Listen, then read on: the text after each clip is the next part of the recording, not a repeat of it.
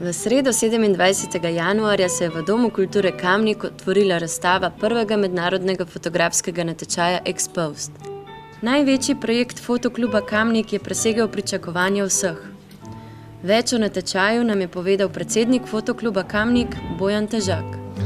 Ja, odziv je bil zelo presenetljiv.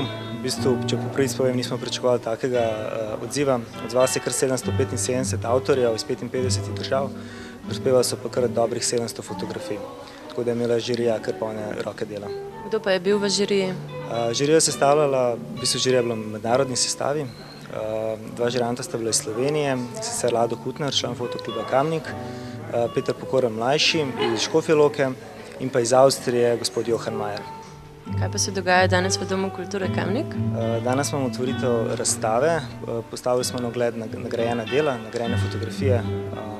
Danes odpiramo razstavo in nekako slavnostno zaključujemo celoten dogodek.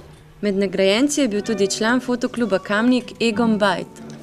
Prejel sem zlato medaljo Fotografske zveze Slovenije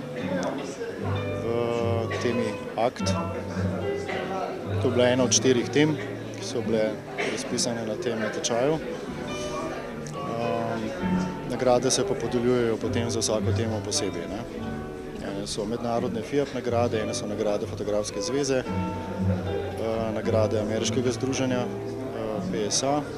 Na kakšen način ste izbrali slike, ki ste jih prijavili? To je že zelo težko. Mislim, sam sebi biti kritik pa se odločati na posamezni fotografijami je včasih malo, bom rekel, težko, oziroma težko presodiš vrednost, ker je pač celotna zgodba za vsako fotografijo, ki človek naredi, so vezani mogoče določeni spomini, določene okoliščine, dogodivščine in tako naprej in to na človeka bolj ali manj vpliva. Otvoritev je spremljal kratek kulturni program in pogostitev. Razpisali smo 4 kategorije. Prvi 2 sta bili prosti, ločeni samo potem, da je prva barvna, druga črno-bela.